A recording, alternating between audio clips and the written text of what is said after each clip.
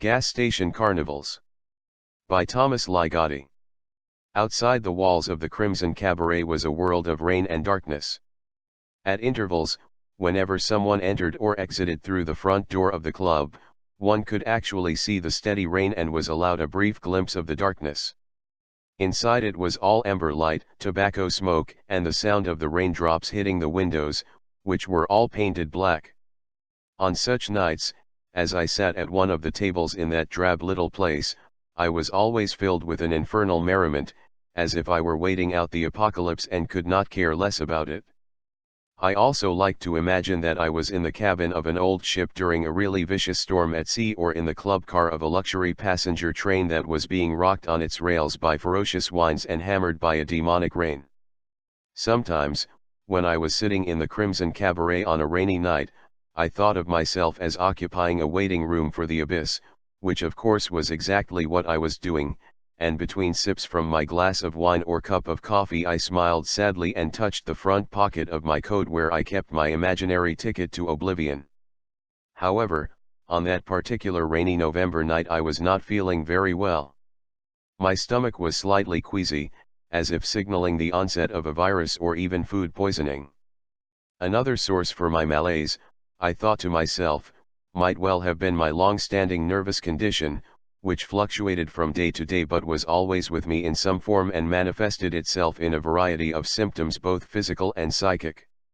I was in fact experiencing a faint sensation of panic, although this in no way ruled out the possibility that the queasiness of my stomach was due to a strictly physical cause, either viral or toxic. Neither did it rule out a third possibility which I was trying to ignore at that point in the evening. Whatever the etiology of my stomach disorder, I felt the need to be in a public place that night, so that if I should collapse in eventuality I often feared there would be people around who might attend to me, or at least shuttle my body off to the hospital. At the same time I was not seeking close contact with any of these people, and I would have been bad company in any case, sitting there in the corner of the club drinking mint tea and smoking mild cigarettes out of respect for my ailing stomach. For all these reasons I had brought my notebook with me that night and had it lying open on the table before me, as if to say that I wanted to be left alone to mull over some literary matters. But when Stuart Queeser entered the club at approximately 10 o'clock, the sight of me sitting at a corner table with my open notebook, drinking mint tea and smoking mild cigarettes so that I might stay on top of the situation with my queasy stomach, did not in the least discourage him from walking directly to my table and taking the seat across from me. A waitress came over to us. Queeser ordered some kind of white wine, while I asked for another cup of mint tea. "So now it's mint tea," Queeser said as the girl left us. "I'm surprised you're showing your face around here," I said by way of reply. "I thought I might try to make up with the old Crimson woman." "Make up? That doesn't sound like you. Nevertheless, have you seen her tonight?" "No, I haven't." "You humiliated her at that party." "I haven't seen her since, not even in her own club. I don't know if you're aware of this, but she's not someone you want to have as an enemy." "Meaning what?" he asked. "Meaning that she has connections you know absolutely nothing about. And of course you know all about it. I've read your stories. You're a confessed paranoid, so what's your point?" "My point," I said, "is that there's hell in every handshake, never mind an outright and humiliating insult. I had too much to drink, that's all." "You called her a deluded no-talent." Queeser looked up at the waitress as she approached with our drinks, and he made a hasty hand signal to me for silence. When she was gone he said, "I happen to know that our waitress is very loyal to the Crimson woman. She will very probably inform her about my visiting the club tonight. I wonder if she would be willing to act as a go-between with her boss and deliver a second-hand apology from me." "Look around at the walls," I said. Queeser set down his glass of wine and scanned the room. He said when he had finished looking. "This is more serious than I thought. She's taken down all her old paintings. And the new ones don't look like her work at all." "They're not." "You humiliated her." And yet she seems to have done up the stage since I last saw it. New paint job or something. The so-called stage to which Queeser referred was a small platform in the opposite corner of the club. This area was entirely framed by 4 long panels, each of them painted with black and gold sigils against a glossy red background. Various events occurred on this stage: poetry readings, tableaux vivants, playlets of sundry types, puppet shows, artistic slideshows, musical performances, and so on. That night, which was a Tuesday, the stage was dark. I observed nothing different about it and asked Queeser what he imagined he thought was new. I can't say exactly, but something seems to have been done. Maybe it's those black and gold ideographs or whatever they're supposed to be. The whole thing looks like the cover of a menu in a Chinese restaurant. You're quoting yourself, I said. What do you mean? The Chinese menu remark. You used that in your review of the Marcia Corker exhibit last month. Did I? I don't remember. Are you just saying you don't remember, or do you really not remember? I asked this question in the spirit of trivial curiosity, my queasy stomach discouraging the strain of any real antagonism on my part. I remember, all right. Which reminds me, there's something I wanted to talk to you about. It came to me the other day, and I immediately thought of you and your stuff, he said, gesturing toward my notebook of writings open on the table between us. I can't believe it's never come up before. You of all people should know about them. No one else seems to. It was years ago, but you're old enough to remember them. You've got to remember them. Remember what? I asked, and after the briefest pause he replied, the gas station carnivals. And he said these words as if he were someone delivering a punchline to a joke, the proud bringer of a surprising and profound hilarity. I was supposed to express an astonished recognition, that much I knew. It was not a phenomenon of which I was entirely ignorant, and memory is such a tricky thing. This, at least, is what I told Queeser. But as Queeser told me his memories, trying to arouse mine, I gradually realized the true nature and purpose of the so-called gas station carnivals. During this time it was all I could do to conceal how badly my stomach was acting up on me, queasy and burning.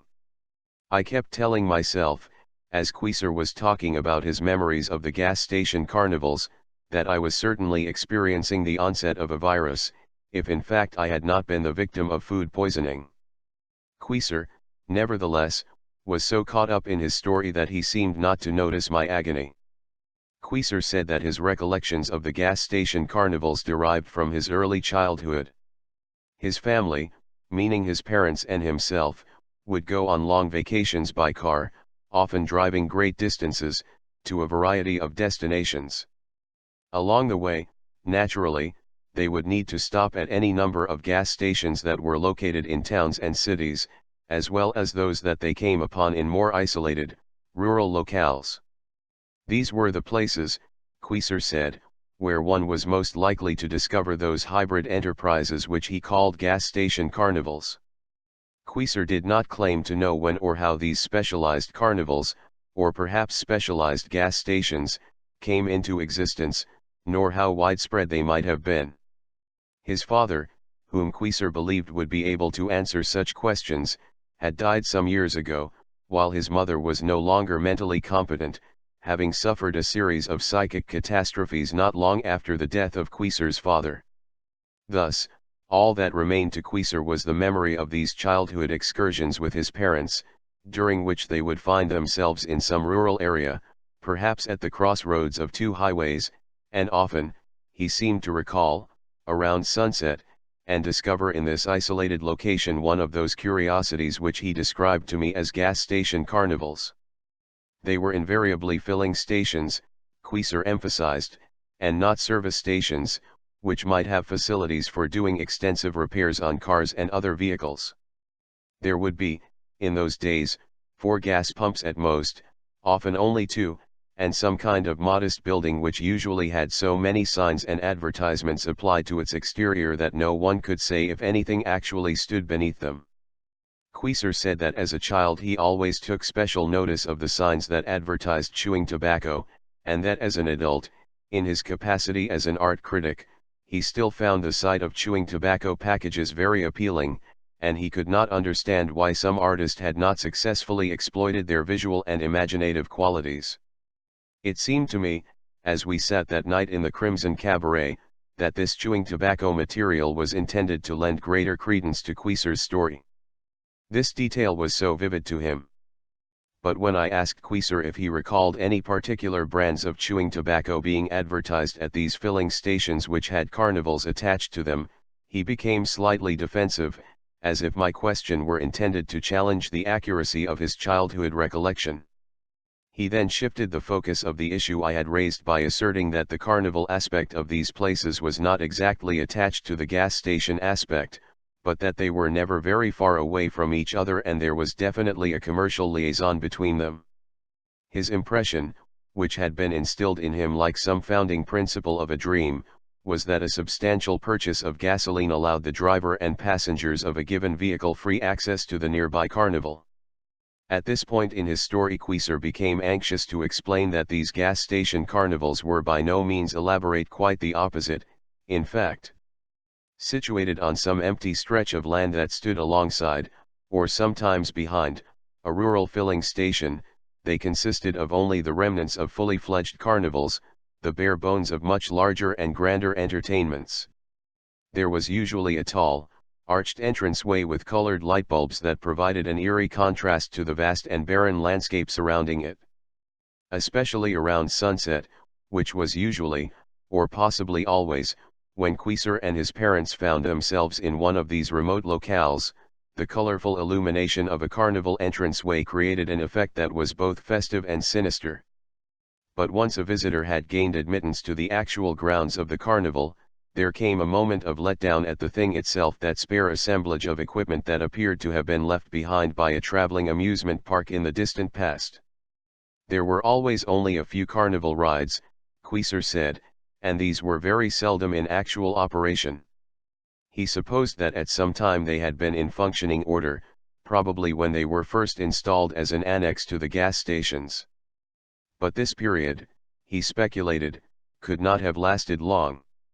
And no doubt at the earliest sign of malfunction each of the rides had been shut down.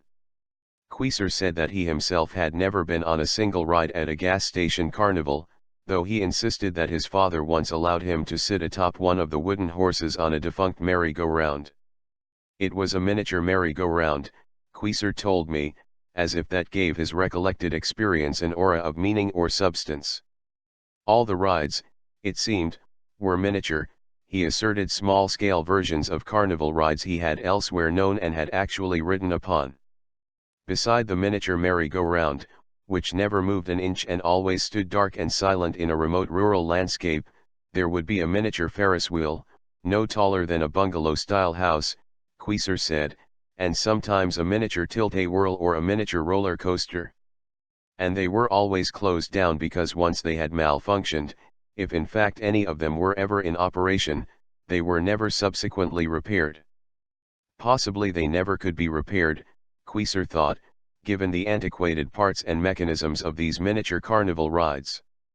Yet there was a single, quite crucial amusement that one could almost always expect to see open to the public, or at least to those whose car had been filled with the requisite amount of gasoline and who were therefore free to pass through the brightly lit entranceway upon which the word carnival was emblazoned in colored lights against a vast and haunting sky at sundown somewhere out in a rural wasteland. Queeser posed to me a question: how could a place advertise itself as a carnival, even a gas station carnival, if it did not include that most vital carnivalesque feature, a sideshow?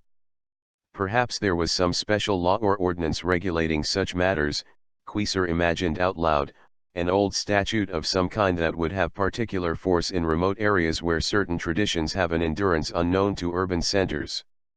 This would account for the fact that, except under extraordinary circumstances, such as dangerously bad weather, there was always some type of sideshow performance at these gas station carnivals, even though everything else on the grounds stood dark and damaged. Of course these sideshows, as Queeser described them, were not terribly sophisticated, even by the standards of the average carnival, let alone those that served as commercial enticements for some out-of-the-way gas station.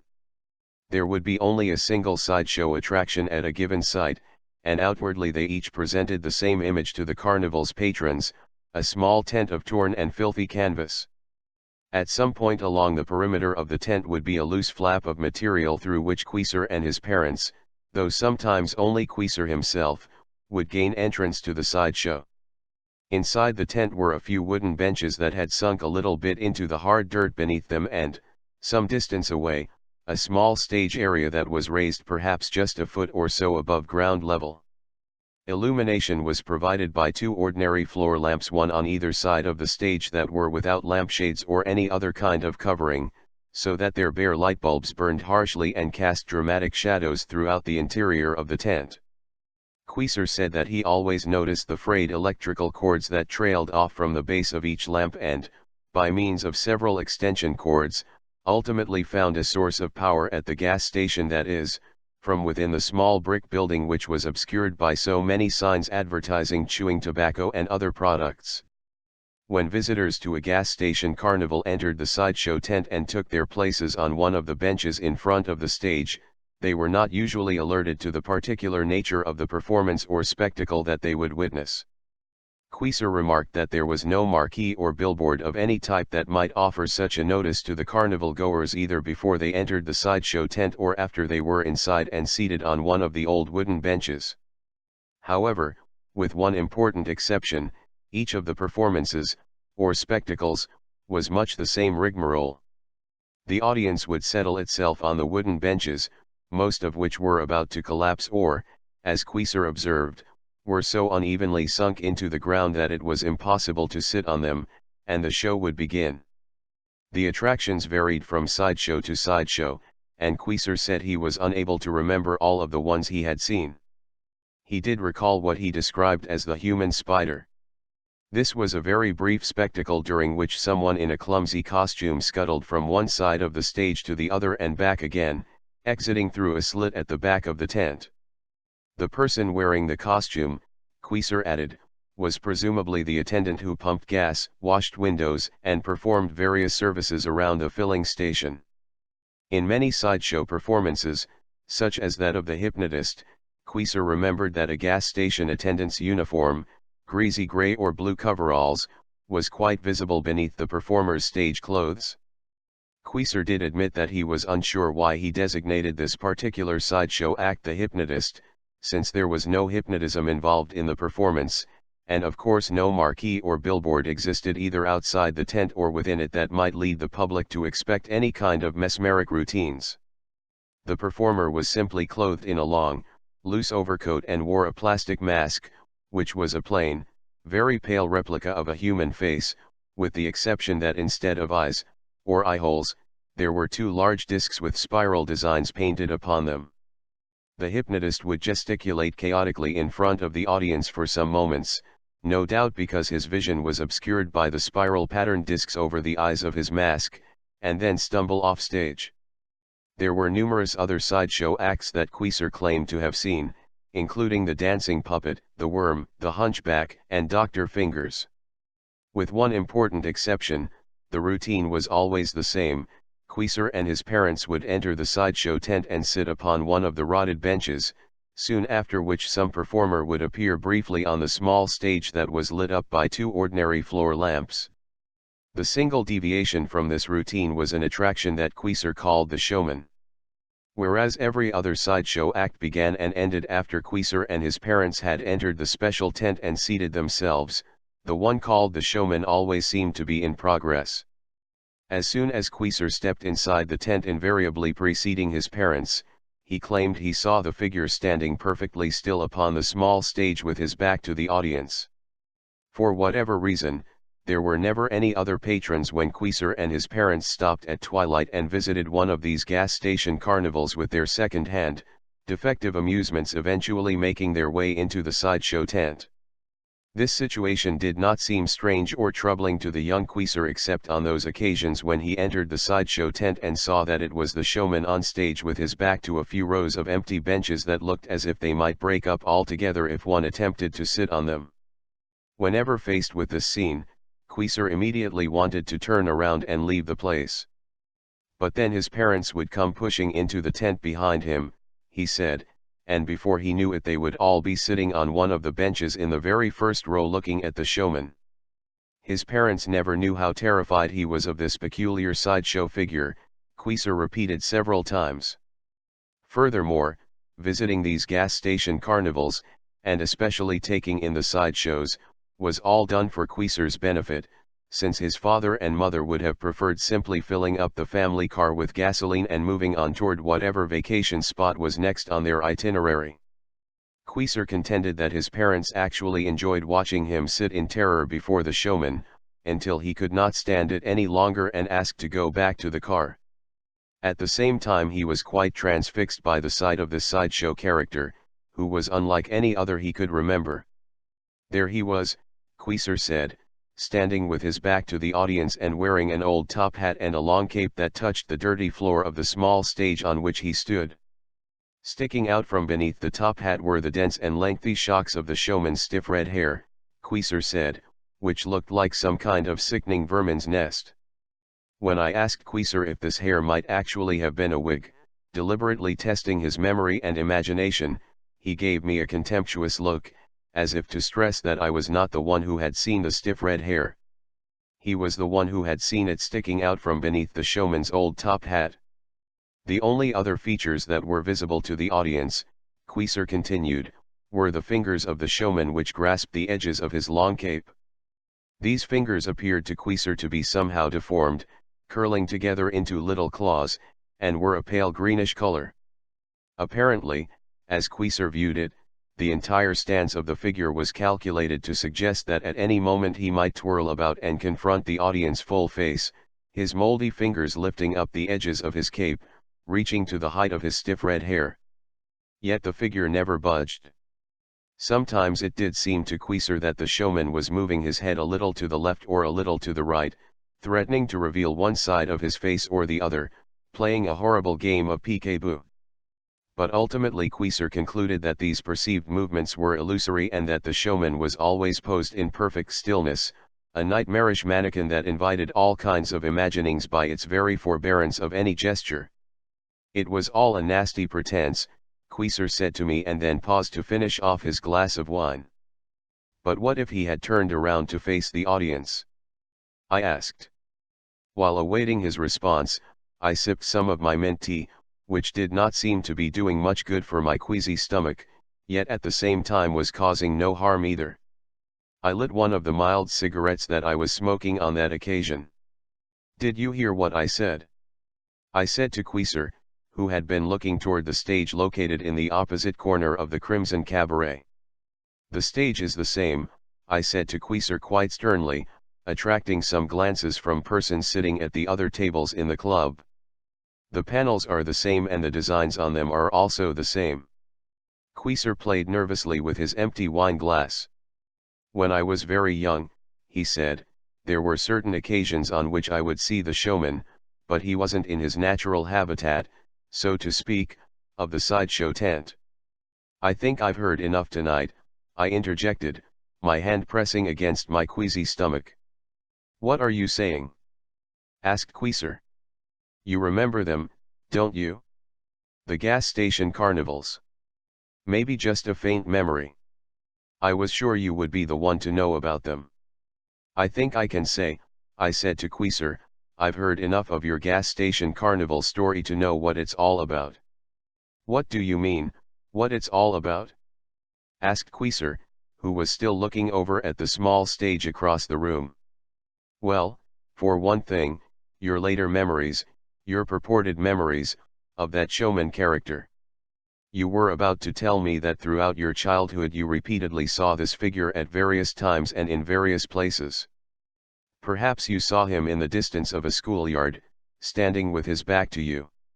Or you saw him on the other side of a busy street, but when you crossed the street he wasn't there any longer. Something like that, yes. And you were then going to tell me that lately you've been seeing this figure, or faint suggestions of this figure, sketchy reflections in store windows along the sidewalk, flashing glimpses in the rear view mirror of your car. It's very much like one of your stories. In some ways it is, I said, and in some ways it isn't.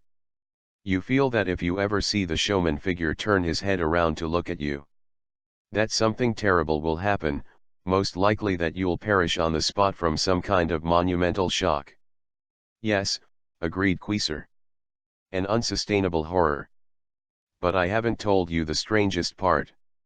You're right that lately I have had glimpses of that figure, and I did see him during my childhood, outside of the sideshow tent, I mean. But the strangest part is that I remember seeing him in other places even before I first saw him at the gas station carnivals. This is just my point, I said. What is? That there are no gas station carnivals. There never were any gas station carnivals. Nobody remembers them because they never existed. The whole idea is preposterous. But my parents were there with me. Exactly, your dead father and your mentally incompetent mother. Do you remember ever discussing with them your vacation experiences at these special gas stations with the carnivals supposedly annexed to them? No, I don't. That's because you never went to any such places with them. Think about how ludicrous it all sounds. That there should be filling stations out in the sticks that entice customers with free admission to broken down carnivals, it's all so ridiculous. Miniature carnival rides. Gas station attendants doubling as sideshow performers. Not the showman, interrupted Queezer. He was never a gas station attendant. No, of course he wasn't a gas station attendant, because he was a delusion. The whole thing is an outrageous delusion, but it's also a very particular type of delusion. And what type would that be? Asked Queezer, who was still sneaking glances at the stage area across the room of the Crimson Cabaret. It's not some type of common psychological delusion, if that's what you were thinking I was about to say. I have no interest at all in such things. But I am very interested when someone is suffering from a magical delusion. Even more precisely, I am interested in delusions that are a result of art magic. And do you know how long you've been under the influence of this art magic delusion?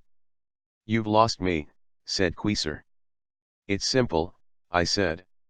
How long have you imagined all this nonsense about the gas station carnivals, and specifically about this character you describe as the showman? I guess it would be more or less absurd at this point to insist to you that I've seen this figure since childhood, even if that's exactly how it seems and that's exactly what I remember. Of course it would be absurd, because you're definitely delusional. So I'm delusional about the showman, but you're not delusional about. What do you call it? Art magic. For as long as you've been a victim of this particular art magic, this is how long you've been delusional about the gas station carnivals and all related phenomena. And how long is that? Asked Queezer. Since you humiliated the Crimson Woman by calling her a deluded no-talent. I told you that she had connections you knew absolutely nothing about. I'm talking about something from my childhood, something I've remembered my entire life. You're talking about a matter of days. That's because a matter of days is exactly the term that you've been delusional. Don't you see that through her art magic she has caused you to suffer from the worst kind of delusion, which might be called a retroactive delusion? And it's not only you who's been afflicted in the past days and weeks and even months. Everyone around here has sensed the threat of this art magic for some time now. I'm beginning to think that I've found out about it too late myself, much too late. You know what it is to suffer from a delusion of the retroactive type, but do you know what it's like to be the victim of a severe stomach disorder? I've been sitting here in the Crimson Woman's Club drinking mint tea served by a waitress who is the Crimson Woman's friend, thinking that mint tea is just the thing for my stomach when it very well may be aggravating my condition or even causing it to transform, in accordance with the principles of art magic, into something more serious and more strange. But the Crimson Woman is not the only one practicing this art magic. It's happening everywhere around here. It drifted in unexpectedly like a fog at sea, and so many of us are becoming lost in it. Look at the faces in this room and then tell me that you alone are the victim of a horrible art magic. The Crimson Woman has quite a few adversaries, just as she is connected with powerful allies. How can I say exactly who they are? Some group specializing in art magic, no doubt, but I can't just say, with a fatuous certainty, yes, it must be some particular gang of Illuminati, or esoteric scientists, as so many have begun styling themselves these days. But it all sounds like one of your stories, Queezer protested. Of course it does, don't you think she knows that? But I'm not the one with that grotesque yarn about the gas station carnivals and the sideshow tent with a small stage not unlike the stage on the opposite side of this room. You can't keep your eyes off it, I can see that, and so can the other people around the room. And I know what you think you're seeing over there. Assuming you know what you're talking about, said Queezer, who was now forcing himself to look away from the stage area across the room, what am I supposed to do about it? You can start by keeping your eyes off that stage across the room. There's nothing you can see over there except an art magic delusion. There is nothing necessarily fatal or permanent about the affliction. But you must believe that you will recover, just as you would if you were suffering from some non-fatal physical disease. Otherwise these delusions may turn into something far more deadly, on either a physical level or a psychic level, or both. Take my advice, as someone who dabbles in tales of extraordinary doom, and walk away from all of this madness. There are enough fatalities of a mundane sort. Find a quiet place and wait for one of them to carry you off. I could now see that the intense conviction carried by my words had finally had its effect on Queezer. His gaze was no longer drawn toward the small stage on the opposite side of the room but was directed full upon me. He did remain somewhat distraught in the face of the truth about his delusion, yet he seemed to have settled down considerably. I lit another of my mild cigarettes and glanced around the room, not looking for anything or anyone in particular but merely gauging the atmosphere. The tobacco smoke drifting through the club was so much thicker, the amber light several shades darker, and the sound of raindrops still played against the black painted windows of the Crimson Cabaret. I was now back in the cabin of that old ship as it was being cast about in a vicious storm at sea, utterly insecure in its bearings and profoundly threatened by uncontrollable forces. Queezer excused himself to go to the restroom, and his form passed across my field of vision like a shadow through dense fog. I have no idea how long Queezer was gone from the table. My attention became fully absorbed by the other faces in the club and the deep anxiety they betrayed to me, an anxiety that was not of the natural, existential sort but one that was caused by peculiar concerns of an uncanny nature. What a season is upon us, these faces seemed to say. And no doubt their voices would have spoken directly of certain peculiar concerns had they not been intimidated into weird equivocations and double entendres by the fear of falling victim to the same kind of unnatural affliction that had made so much trouble in the mind of the art critic Stuart Queezer. Who would be next? What could a person say these days, or even think, without feeling the dread of repercussion from powerfully connected groups and individuals? I could almost hear their voices asking, why here, why now? But of course they could have just as easily been asking, why not here, why not now? It would not occur to this crowd that there were no special rules involved. It would not occur to them, even though they were a crowd of imaginative artists, that the whole thing was simply a matter of random, purposeless terror that converged upon a particular place at a particular time for no particular reason. On the other hand, it would also not have occurred to them that they might have wished it all upon themselves, that they might have had a hand in bringing certain powerful forces and connections into our district simply by wishing them to come. They might have wished and wished for an unnatural evil to fall upon them but, for a while at least, nothing happened. Then the wishing stopped, the old wishes were forgotten yet at the same time gathered in strength, distilling themselves into a potent formula, who can say? Until one day the terrible season began. Because had they really told the truth, this artistic crowd might also have expressed what a sense of meaning, although of a negative sort, not to mention the vigorous thrill, although of an excruciating type, this season of unnatural evil had brought to their lives. What does it mean to be alive except to court disaster and suffering at every moment? For every diversion, For every thrill our born nature requires in this carnival world, even to the point of apocalypse, there are risks to be taken. No one is safe, not even art magicians or esoteric scientists, who are the most deluded among us because they are the most tempted by amusements of an uncanny and unnatural kind, fumbling as any artist or scientist does with the inherent chaos of things. It was during the moments that I was looking at all the faces in the Crimson Cabaret, and thinking my own thoughts about those faces, that a shadow again passed across my foggy field of vision. While I expected to find that this shadow was Queezer, my table companion for that evening, on the way back from his trip to the restroom, I instead found myself confronted by the waitress who Queezer had claimed was so loyal to the Crimson Woman.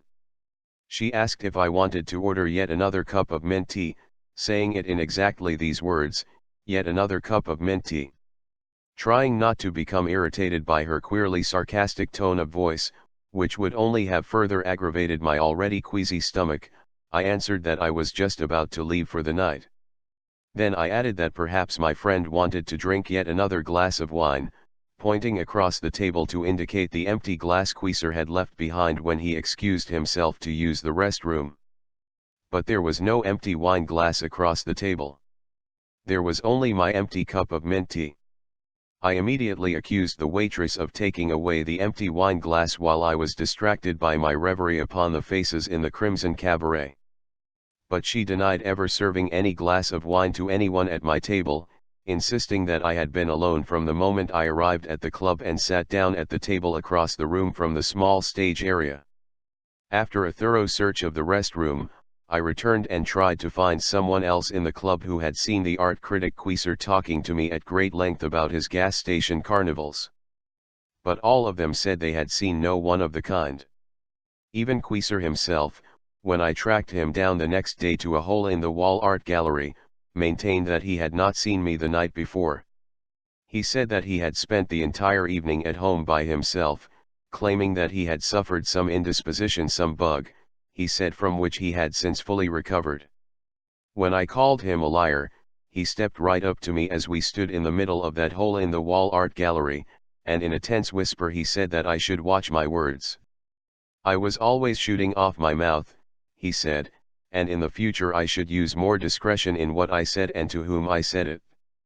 He then asked me if I really thought it was wise to open my mouth at a party and call someone a deluded no-talent. There were certain persons, he said, that had powerful connections, and I, of all people, he said, should know better, considering my awareness of such things and the way I displayed this awareness in the stories I wrote. Not that I disagreed with what you said about you-know-who, he said.